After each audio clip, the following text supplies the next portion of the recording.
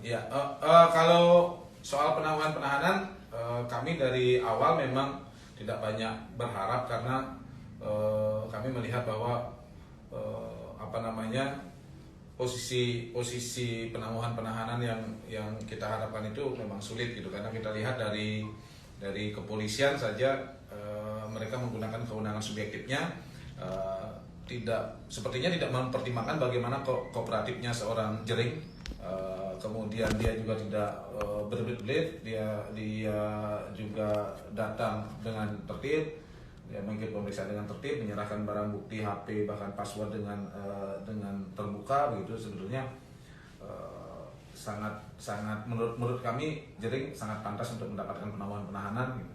Nah, ternyata ditolak di tingkat kepolisian, lalu di kejaksaan juga kami mendapat informasi juga ditolak, sehingga memang sepertinya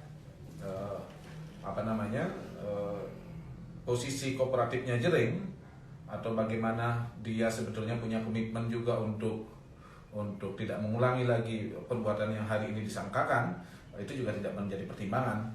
Jadi dari awal kami memang menganggap bahwa pengabulan penahanan ini memang hal yang mustahil dalam situasi Jering. Tentu saja kemudian kami kecewa, walaupun kami menghormati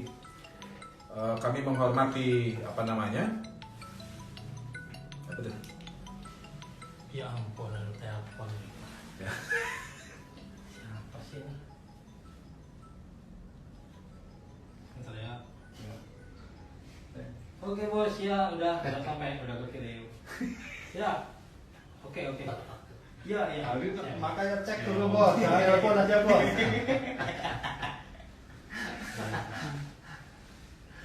Bunga-bunga kehidupan. Ya. Yuk. Ya, kami tetap menghormati keputusan dua lembaga hukum ini, tetapi kami harus nyatakan secara terbuka bahwa kami tentu kecewa berat dengan keputusan mereka tidak mengabulkan penahanan Jering, karena kami melihat bahwa justru ini ada pembedaan perlakuan gitu.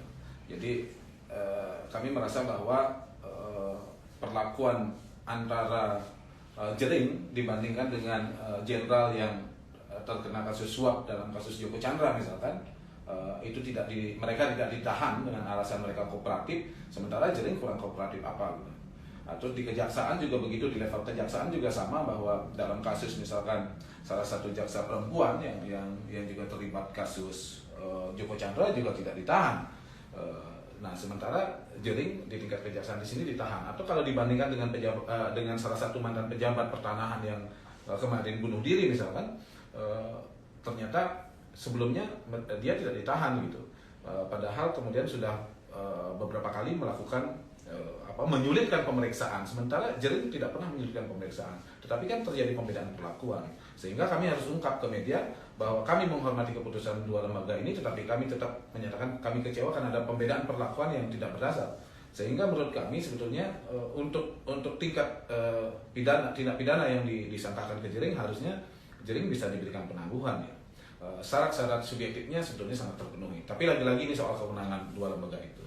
Nah, kemudian soal pelimpahan kasus ke Pengadilan Negeri Denpasar, itu menurut kami ya memang kewenangan dari kejaksaan sesuai hukum, yang mereka harus melimpahkan, dapat melimpahkan sesegera mungkin apabila berkas sudah dianggap rampung.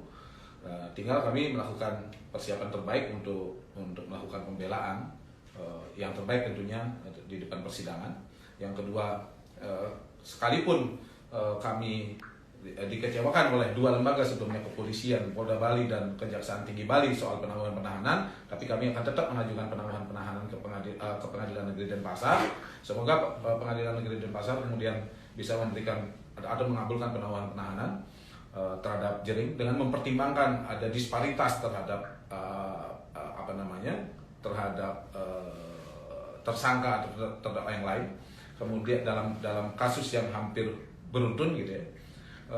Dan yang terakhir soal saya lupa jadinya. Lanjutan dari pengadilan. Oh ya, soal daring ya. Nah, kami berharap bahwa sidang Jering ini tidak digelar secara virtual, karena pertama ini adalah sidang yang merupakan mendapatkan perhatian dari publik sehingga publik patut tahu kasus ini secara terang-benderang dengan cara menghadirkan Jering di depan persidangan. Yang kedua, kasus ini kami duga ada atensi yang cukup besar dari berbagai pihak sehingga kami ingin peradilan terhadap Jering ini berjalan terbuka, berjalan fair dan dapat dipastikan bahwa Jering dalam menjalani persidangan itu tidak dalam tekanan. Jadi yang satu-satunya yang bisa memastikan Jering tidak ada dalam tekanan ketika hadir di persidangan adalah dengan cara menghadirkan langsung. Sebab kalau virtual tidak ada satupun yang bisa menjamin bahwa saat menjalani persidangan dia bebas dalam arti tidak ada dalam tekanan, baik tekanan fisik maupun fisikis. Itu yang kami bisa sampaikan. Yang nanti kami juga akan bersurat kepada Pengadilan Negeri untuk mengajukan penangguhan dan sekaligus juga untuk minta agar persidangan dilakukan secara terbuka, menghadirkan Jering langsung di depan persidangan.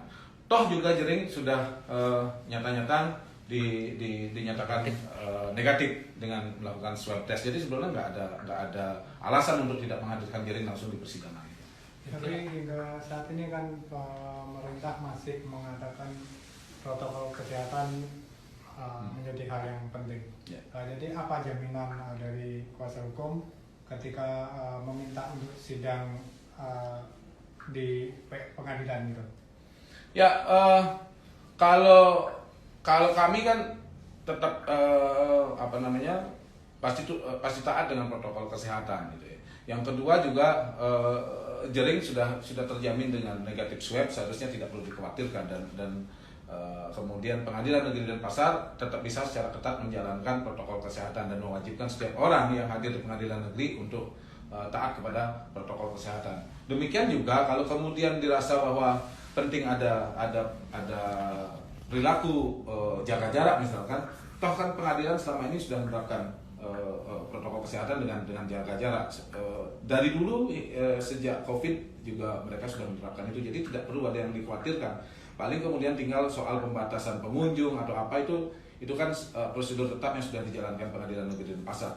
Kalaupun toh nggak bisa masuk ya warga ya jangan dikasih masuk kan begitu. Tetapi yang paling penting jangan gara-gara hal-hal yang teknis yang seharusnya bisa diatasi oleh Pengadilan Negeri Denpasar, hal-hal teknis yang sudah menjadi kebiasaan dalam tata kelola COVID di Pengadilan Negeri Denpasar, protokol kesehatan yang sudah sering dilakukan dan biasa dilakukan dengan baik di PN Denpasar, itu tidak kemudian menyebabkan Jering kehilangan haknya sebagai terdakwa untuk diadili secara bebas, terbuka dan tanpa tekanan. Ada kewajaran nggak sih dengan prosedur penanganan kasus Jering ini yang sehingga begitu cepat dilimpahkan sampai ke Pengadilan Negeri Denpasar ini? Kalau ditanya kewajaran dalam perspektif hukum acara, ini wajar gitu. Karena tenggang waktunya kan sudah berjalan sesuai hukum acara. Tapi kalau kita melihat percepatan ini, tentu memang menjadi sesuatu yang sangat jarang terjadi. Dan mungkin kalau dicari perbandingannya, mungkin di kasus Jering ini mungkin kasus yang paling cepat terjadi pelimpahan sampai pengadilan dalam hitungan minggu ya, hitungan gak lebih dari 2 bulan gitu. Ini yang mungkin kasus paling cepat. Nah, hanya kemudian apakah itu baik atau tidak untuk Jering ya, kami belum bisa menilai sejauh itu. Gitu. Berapa optimis nanti pada saat persidangan? Kami bisa bebas. Ya, kami begini, kalau sampai sekarang kami punya keyakinan bahwa dalam perspektif hukum pidana, Jering tidak layak dipidana. Kami punya keyakinan itu. Tapi kemudian selebihnya kita uji saja di pengadilan. Oke. Oke.